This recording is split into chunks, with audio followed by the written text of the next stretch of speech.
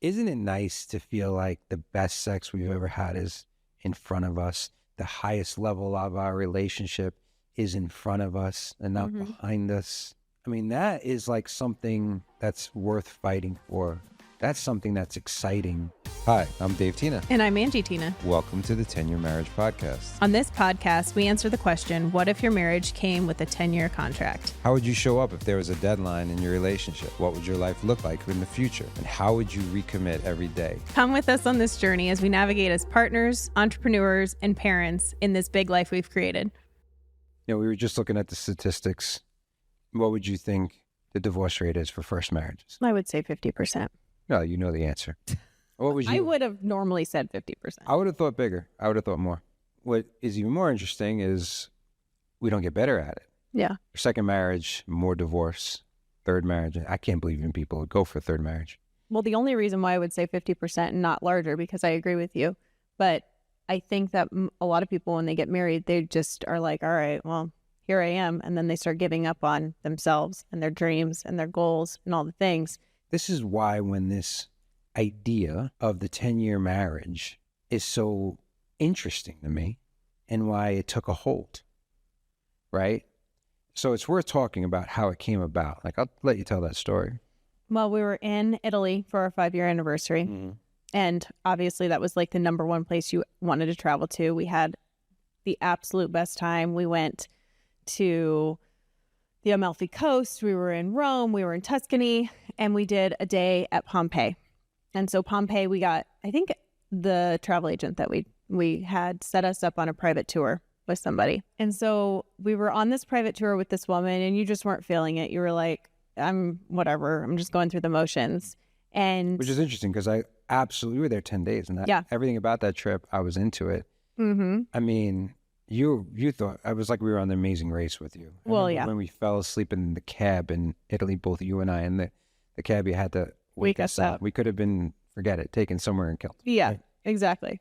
And I like those tours a lot of times. I like the history of it. And I thought it was super interesting.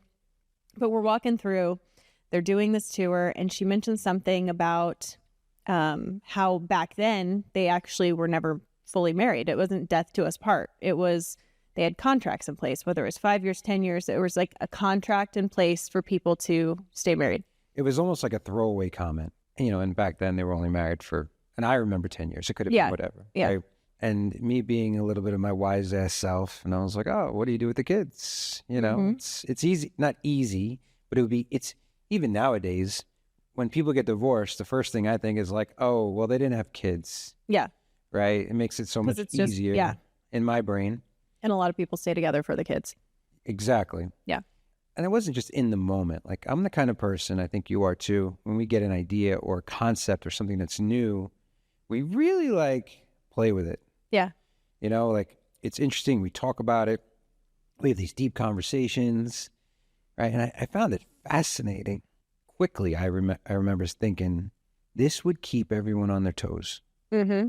And I think you joked at the beginning and you were like, if we had a 10-year marriage contract, there would have to be this many times a week we have sex. There would have to be this many times a week. It was very that. And I was like, well, you'd have to take me dancing. Yep. You'd have to take me traveling. And it was very much like what the other person would have to do. It was transactional too. Yes. Which that does kind of unlock the deeper things, but it's said in a different way, right? Mm-hmm. We've been talking about this for so long. We've had iterations of it. And so we were supposed to, on our 10-year anniversary, renew. Because we really walked down this, for lack of a better word, path or aisle of what if we got remarried at 10 years? What if we started over? Mm-hmm. I remember being in a coaching group and the guy was like, burn it to the ground if it's not doing well. Even though we were doing well. But this concept of we're not the same people we were when we got married. Right. I mean, I love playing the game with other couples, especially ones that have been married at least anywhere between 7, 15 years more, is if you got married today, who would be in your wedding that was in your original wedding? Mm-hmm. Would you still have the same groomsmen and the same bridesmaids? Who's not alive? Who is your friends? Yep. Looking back and seeing how much not we've evolved as humans or as individuals, but who's in our life anymore? Mm-hmm. And then who are the people now who are in our life? Yeah. Right? Like, what do you, like, if we went back and we had a great I mean, we had the best wedding ever. And it's interesting because I think most people that were at our wedding would not be at our wedding anymore. Exactly. You know, it was just that life that we were living at that time. It was in that moment that, you know, I was 24, We were 32 and 23, and we were turning 33 and 24. Yeah. Yeah. Looking back at like the pictures, I'm like, oh my God, that person was there. Or even in like one of your bridesmaids, right? Yeah. And looking at our friends now, how we were like, how were you not at our wedding? Like, how were you not part of our life at that point? And so diving a little deeper into the concept, if you felt like there's two ways of looking at this, like who would you want to be for the other person and what would you want from that person? Mm-hmm. And that's how I think we started it out. Yeah. Right? Like me saying, oh, yeah, I want more BJs. Like, you know, what's the best way to never get another blowjob? Get married, right? Like joking around. But every guy on this podcast going, yup. Yeah, exactly. And every girl's going, of course, you said that. So, and it's just trying harder. And then the same thing going like, girl going like, I deserve a date night and take care of the babysitter. You want more BJs, then you better. You want more blowjobs? Then you got to take me out and like seduce me a little bit. And that's why I like the concept of more like it's not forever and you have to work for it is such a beautiful way of looking at it. Like one of my coaches, he always says, date your wife. It's the same theory. But like, what if it treated you like a girlfriend? Right. When we initially talked about this, I think that was really it. It was like, I joke about it, but I remember saying like more vacations. And I was kind of answering it for you, but it could go deeper. Like, can you have a deeper conversation? Like, no, I expect you to be in better shape and take care of yourself more. Or, you know, I need you to be more vulnerable and, you know, more willing to talk. Or like, there's some deeper stuff when you start having a real conversation, not like playing around. Like, right. Well, for a long time, even before this concept, you would always have this like visual. And you would say when two people are married, for somebody to have like a successful marriage, right? You have like, it's like a tree. You're growing in different directions. You're like melding into these different people, but ultimately you want to stay within the same, like on the same. So it's interesting how you said you look at it as a tree. I was like two lines, but yes. Yeah. And if, first of all, if one line's just not going to grow, you're screwed. Yeah. And you're going to grow at different rates. Exactly. Right? Some person's going to outgrow the other one. But if you go too far this way and you can't bring it back, like if you're at different polar opposites and you can't get closer with the lines, you got a problem. And I would say, like, these are extreme circumstances. What if someone wants to live in California and someone wants to live in New York? You got a problem. Yeah. Or if someone wants kids and the other person doesn't want kids, who's actually, you know, or you can have kids. Like, these are things, or someone wants to open a business and the other person's risk averse, right? Or someone wants to vote, like, for Republican, the other one wants for Democrat, or someone is religious and wants to get them baptized and the other one doesn't. Like, it can, like, you have to have some kind of alignment and growth trajectory that meets. Totally. There are some things that I don't see how people could get past unless their roots are strong. 100%. And I think that when we first were thinking of this concept, it was very much like, what's this other person have to do, right? How does this other person have to show up for me? And I always go back to the Tony Robbins. Remember when Tony Robbins, we were at Date with Destiny, and he was talking about how if you think a relationship is 50-50, then it's never going to work. He's like, you have to be willing to give 100% and not expect anything in return and put it all on the line for that other person to either want to continue or step out, right? And you're going to have to want to do that over and over again. Yeah. You see, and that's the other thing. Like, who we are at year one versus year 10 is completely different. So if I have to grow into the person that not only I like, but you like. Yeah. Because we're growing rapidly. So we're both not going to be the same people, different versions of us than we are at year 1 and year 10. So take a look at the person after year 10. First of all, to an extent, you're almost unrecognizable to yourself. Right. Well, hopefully. And then you're looking across at another human being your partner going, they're unrecognizable. Right. So if you're not continually choosing that person over and over and over again, then it's like you're just going through the motions and you're almost trapped because you're doing it for the kids. or you're doing it for the money, or you're doing it for the comfort. And like, I think that's where people start getting stagnant. Yeah. And they're there for the wrong reason. Like, I think we have a very unique relationship. We have an agreement that if either one of us is doing it for the kids, we both rather have the other one divorce us. Right. Right? 100%. Do you think that has anything to do with the fact that we both come from divorced parents? Maybe. I believe that my parents probably stayed together longer than they should have because of us. Yeah. And so I think it has a little bit to do with that, but I think that you and I are very much about living in truth, and that if we didn't have a connection, and when we feel not connected, we're willing to have that uncomfortable conversation and talk about it and find ways to reconnect. And I feel like if we were just staying together for the kids, I feel like it wouldn't be in alignment with everything that we're about. What we do agree on is that we want to continually choose each other.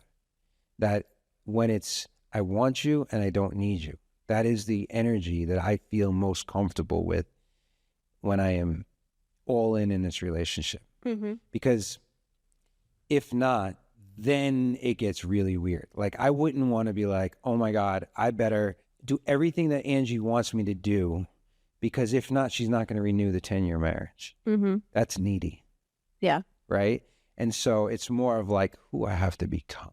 Right. Right. And I think the closest we ever got to this was as far as another iteration of you and me walking through this 10-year concept is when you said to me, what I would want you to do is deal with all your demons.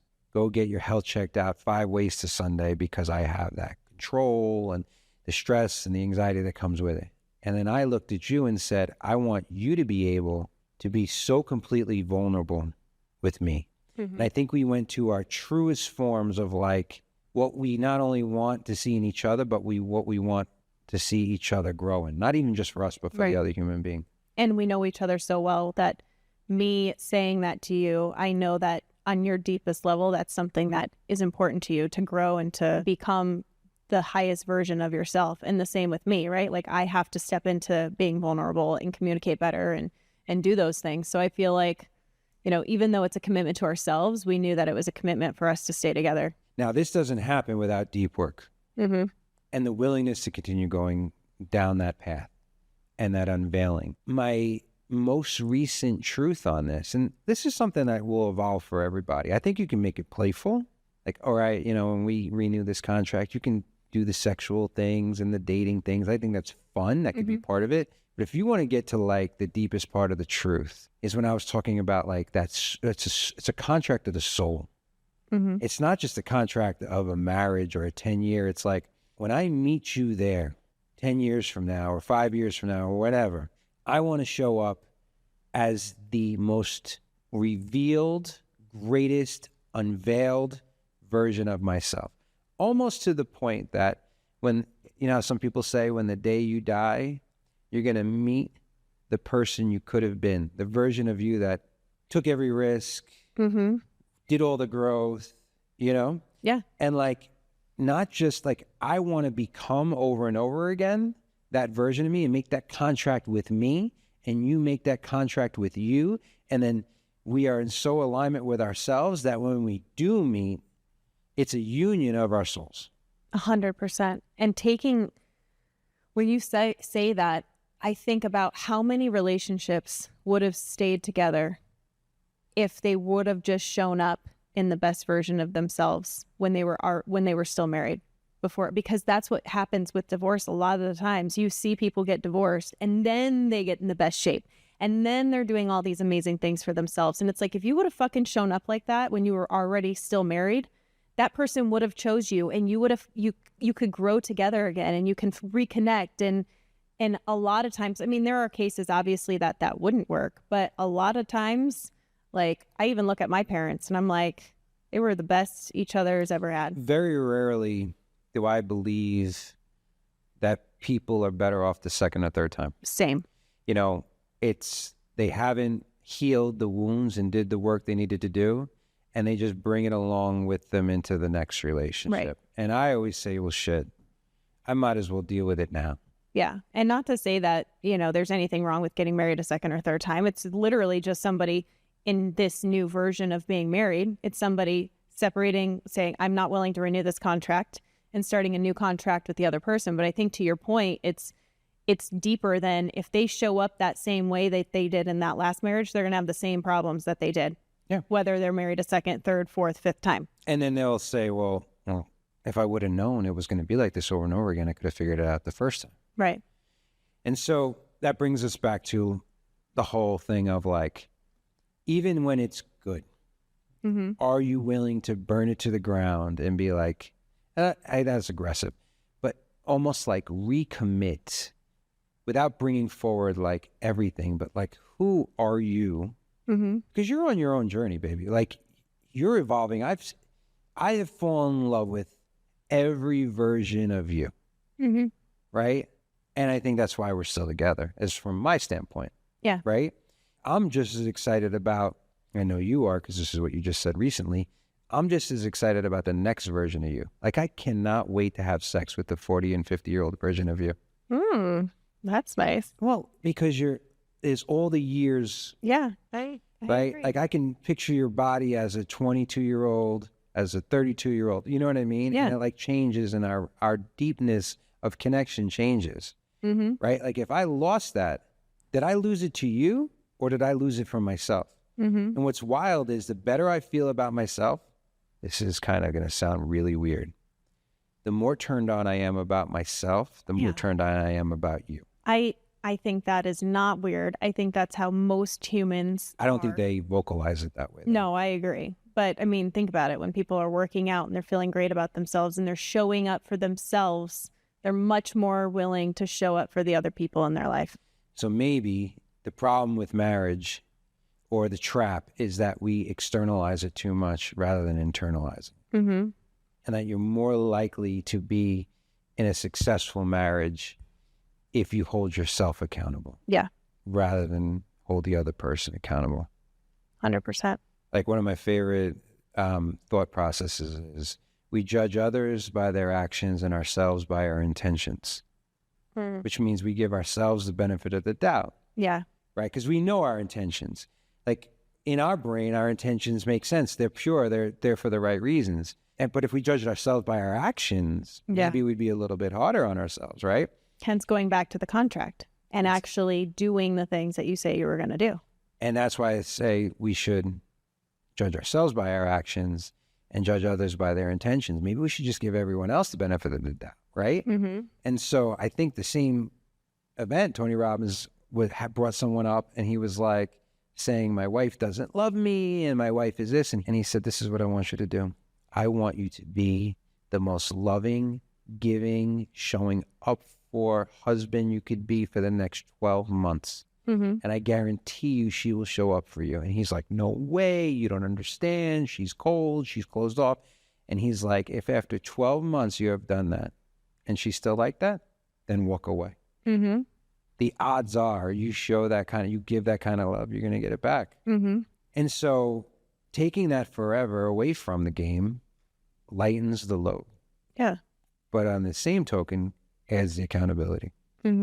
So what do you think of this concept of the contract of the souls individually? I think that's ultimately what it's about, right? When we go and we renew our contract, that's how I believe that we're going to look at this on what am I willing to do? How am I willing to show up? And how am I going to, not like that like you said, not that I need you, but that I want you, and that these are the things that I'm willing to do for you to be desired, to desire me. And you know what I mean? I don't know if I'm verbalizing that correctly. So this is the way we're going to play this out. And we do this already. We're doing it our 15-year, because at our 10-year, it was, believe it or not, we were married in 2010. So 2020 was the COVID year, so we couldn't do this. Not to mention, I knocked you up, baby. But, I mean, it was planned. But, yeah. So you were pregnant and we were in COVID. It was very difficult to do this 10-year marriage. Yeah. And in a way, the semantics here, we figured this out at the 5 years. So now at the 15 years, a 10-year gap between the two. So be in our 15th anniversary, but we're going to be looking at it as a 10-year marriage. Yep. So the way I'm looking at it is, we got from 2025 to 2035, right? I will be 47 to 57. You'll be 38 to 48.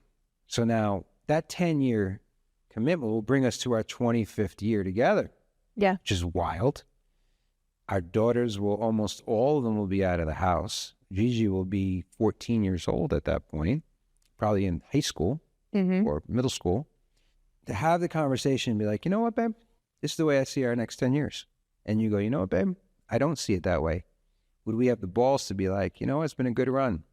You know what I mean? Yeah. And I think that a lot of couples, I think it could make it a lot easier to separate. And I think that, you know, I look at just people I know that have gotten divorced. So a lot easier to separate. Are you trying to say that because it feels like it's easier to separate, they're less likely to separate? Because I remember saying to myself, like, if I feel trapped, I'm more likely to run. Yeah. If I don't feel like I'm trapped forever, I'm more likely to stay. I just need to feel like the option of that. I always like, you know, I'm a Sagittarius, and if you go down there with Sagittarius, don't commit, and they don't, which is wild because I've committed everything to you. And I've never done it before. But like, I used to joke and be like, I don't mind being in the fenced off pen as long as I know the door opens. Then I will stay in that forever. Yeah. You know? And if you're looking at a new like if you're giving me that example, right? And you're saying the next 10 years looks like this for me, and maybe I think it looks differently. I think you have two options at that point. You either figure out what each other are willing to compromise on and how that could look, right? Like if I'm like, you know, certain on I need to live somewhere and you're like, I can't live there, then like, is that a make it or break it? Like, I don't know, because I've never gotten to that point with you. And I'd be curious to ask relationships that have kind of gone different paths, how that would have changed the dynamic of their separation or their divorce. I'll take it a step further. How about people in marriages? Yeah. I mean, I'm not against people who haven't made it, but the people who are in marriages, like, what's your truth that you're not speaking up about? Totally. Like, for instance, I know you want to live in other places. Like, you've never given me an ultimatum. Like, when you actually have this, if you really give it the deep thought, like, is that a non-negotiable? And then if I'm agreeing with you, is there a deadline on it? Right? It's one thing to agree on it, and then it's one thing to not even, like, bring it forward. Yeah. And that's why, and I mean, you and I are notorious for this. We come up with ideas and we change our minds all the time. And so I think that creating this foundation of this contract, but then constantly reevaluating it on at least an annual basis is really important. If not quarterly. Yeah. Because it just keeps you guys on the same path and aligned. And I feel like if that's the case and people are seeing different things, then you could either come to an agreement, or you could be like, this is a non-negotiable for me, and look at how your relationship looks like with that being part of the contract. Well, the thing is, how are you going to, people aren't doing this enough it's most common in your business. Everyone always is like, all right, we need a 5-year plan, and then we're going to break it down into years and quarters, and here's our goals on numbers, right? And then in my coaching, it's like, what's your 5-year plan for you as a human being, as a man or a woman, right? Yep. But people aren't even doing that. They're just living like day by day with no plan. Right. So to apply this to your marriage and then have truth, right? Because people, I think most of us don't go deeper with what we actually want. Like, even talking to you about this right now, I'm like, I know you so well and I know what you want to a degree. But like, there are times you don't push it hard enough, or maybe you think it'll happen in the future. Same thing with me. Yeah. Right. Yeah. And so I think at least if it doesn't happen, you started out going, this is what we both want. So writing that all down, having a real conversation, and not giving yourself to be unapologetically real inside of it. Yeah. Because if not, you're just going to show up and then you're going to live that same life 20 years in a row. And now you just wasted another 10 years. Totally. I think this is incredibly valuable for newlyweds, for people that aren't married yet. Because especially when you're talking about big things like you were, about having children and about where to live and about how your life looks, family planning, how your finances before look. Newlyweds, we talked about all this before we were engaged. Yeah, 100%. But before you commit to this marriage, those are important things to talk about. Well, there's got to be alignment. Like religion, for instance, we were both raised Catholic. We both lost faith. Then as we got older, we have a new version of faith. It comes in a different filter. We've been aligned. We both have been raised a certain way politically, and that's even morphed into certain things. And but we're growing together. Right? Yeah. Our values on how to raise our kids are generally the same. Like, you either got to compromise or figure it out, or it's just not going to work. Yeah. Right. But that's in the beginning. Mm-hmm. But now it's like, okay, you're 10 years in. Yeah. So there's from 1 to 10, and then there's from 10 to 20. Like, you've presented this concept to people who are not married. You had a girlfriend of yours have something we didn't even think about, the way she. Yeah. I mean, she was basically like, I'm never getting married, never doing this. I don't need a man in my life, etc. And when I had mentioned this concept, she was like, huh. She's like, if you actually, I can see how this could actually work. Like, if there was requirements in a sense and ways that people had to show up in a way, then I could see how I could get behind this. But she was looking at it from the other person, not from herself. No, from both. Gotcha. From both aspects, right? Because if somebody's willing to show up in their highest self and you expect that other person willing to show up in their best and highest self, then it makes more sense to be together, right? A lot of relationships don't work because one is growing and one's just not, or they're just stagnant, like you said, and neither one of them are willing to look at the truth. So if we are, as individuals, leaving behind a part of who we are as we grow, then in extension, the marriage has to leave behind a part of what that marriage was. Yeah. In order for that marriage to grow. Because just like a human, you're either growing or dying. A marriage is either growing or dying. Yep. Right. There's going to be seasons that are off, but even those seasons can be potentially seasons of growth that you have to go through, that a little bit of rough terrain. Yeah. Right. And you making that point is actually beautiful, because part of the contract that we have to add to ours and like the whole process of us doing it is what you just said, leaving behind what that last 10 years was, right? Like, we had some rough years in that last 10 years. And instead of bringing that along to this next 10 years, being like, we were young, we learned from those things, we learned from those experiences. And now we don't need to keep score. We don't need to hold things. Like, I think that could be really valuable for people that have had a rough figuring it out, learning each other, growing together and apart, and all these different things. Like, moving forward and looking at the next 10 years as being like a fresh start. Do you know that song, I Like Pina Coladas? Yes, I do. I don't know really what it's about. So this is what the song's about. It's an old school song. It's like 70s, 80s. Yeah. And it's about this guy. He's not feeling his girl anymore. So he puts an ad in the paper, like a dating. He's like, all the things he likes. Pina coladas, walking in the rain, right? And someone responds to it. And he's saying like he doesn't feel his girl anymore. And the person responds by letter, of course, because it's all just like, I like pina coladas. I like walking in the rain, right? And so he's like, we're going to meet at the bar. Oh, I know how this is going to go. He goes into the bar and it's the girl he's dating, right? Yep, and I'm like, the funny part of it is like, oh, everyone's just cool that we're ready to cheat on each other. Yeah. But the point of the song is that they weren't even having the real conversations about they wanted. They were just stagnant in the relationship. And the fact that once he gave himself the permission, she was actually looking for someone new. He was looking for someone new. She responded to the ad he put out. It's literally the concept. It's wild. It's beautiful. It's nice that I kind of came up with that right in the moment. Totally. Right? And so if you look at it like burning it to the ground, or almost like, I'm not saying we have to file for divorce, but like almost divorcing. Yeah. And being like, okay, how would we do this? And then being like dating again and being like, oh, I want to marry this girl. Yeah. It's exciting. At least it keeps it interesting. I definitely love her kids. like I could get around, I could get around these kids, right? Yeah. And so, and then going through the process, because I want to propose to you again. Yep. And a new ring, not a bigger and better ring, but a ring to signify who we are now. Yeah. And a new wedding, not a renewal of vows, all new. This is a new marriage, right? And some things like, it warms my heart that my 73-year-old at the time dad will be my best man again. Yeah. And my dad will get to walk me down the aisle again. And the biggest thing is our kids will be experiencing us getting married again. Yes. And the biggest part of our life will be present for the best day of our life. And then being able to see you walk again towards me. Mm-hmm. The man I am today and the woman you are, but knowing all we've done to get there. Mm-hmm. And then committing. Are you right? Yeah.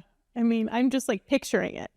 and it's beautiful. Like I'm picturing our girls and I'm picturing Gianna and like them being so happy and like just the way that they look at us when we're in the kitchen and we're making out and they're like, oh my God, like having that memory, like think about us and being able to see our parents, like we didn't get those things, but imagine your child version of yourself getting to see your parents get married. Like how fucking beautiful is that? Yeah. I'm so glad we're doing all this because this is what it's about. And it's also about living what we talk about, right? Mm-hmm. It's not just a concept. It's like we're testing this out in real time. Yeah. Right. And we're just like saying, maybe we could do it this way. Maybe this is like an answer for us that people can connect to. But you're right. Like you talk about the moments of your life that mean so much, to be able to recreate that over and over again. I mean, I've taken it the whole way, like the next honeymoon, and I've even thought about ways I'm going to propose to you and, what to do with the first ring and being able to marry you again 10 years later. And these rings go and the diamonds go to, or whatever fake diamond you want, right? Yeah. Like go to our girls, and this is the whole thing. And being truly excited, not only for our lives together, but for my own life. I joke all the time, a lot of men or even women, once they make money and they're successful, they go for the upgrade. Yeah. I already married my upgrade. You know what I mean? Like, you're the girl I would want after I was successful. Like, I don't like, and I think that's also when people don't grow at the same path, right? And I think it's easy for people to sway from that. But if you look at this person in the way that you're talking about, and I think it just comes back to just being vulnerable and honest with each other, because I think that most people can have that love for that person, the other person, where it just needs to be communicated differently. Well, if you're really looking at this contract of the soul, right? And the way I look at it is continuing to find and seek and live your purpose. Yeah. And I believe that when people have these like midlife existential crises, they lost their way. This usually happens at a time where like they've been at the job and they've been married and the kids, and everything just becomes monotonous because they forgot why they were there in the first place, and they stopped growing. So of course the marriage or the relationship has to suffer because they're going through it themselves. And so this is more than a commitment to another human being. It's a commitment to ourselves. It's a commitment to our children to show them exactly how you have to keep growing. It's like, this is like a manifestation or an example of every other area of your life. Yeah. It's like saying, not only want to do this, I want to do this at the highest level, and I'm going to continue. I don't know why it has to be so aggressive, but breaking myself against this rock over and over and over again, committed to growing for myself, for you, for our kids, because it means everything. I didn't mean to make it go this deep, but like 10 years, what do we get? 70, 80? You marry someone in your 20s or your 30s, more than 60% of your life you're meant to spend with one person. I mean, if you're not showing up for yourself and you're not showing up, you're wasting a lot of people's time. Yeah, a lot of your own time. And this is your whole life. And it just forces you to have these conversations that maybe you wait too many years to actually have an amazing marriage or an amazing connection or an amazing sex life, whatever, Isn't it nice to feel like the best sex we've ever had is in front of us? The highest level of our relationship is in front of us and not behind us. I mean, that is like something that's worth fighting for. That's something that's exciting. Like rather than, or even with kids, like holding on to the 4-year-old version rather than be excited about the 14. And I can't wait to hang out with my kids when they're 24 and see them at 34 being married and having kids, and see them like not holding on to this like one moment in time that's never supposed to like grow.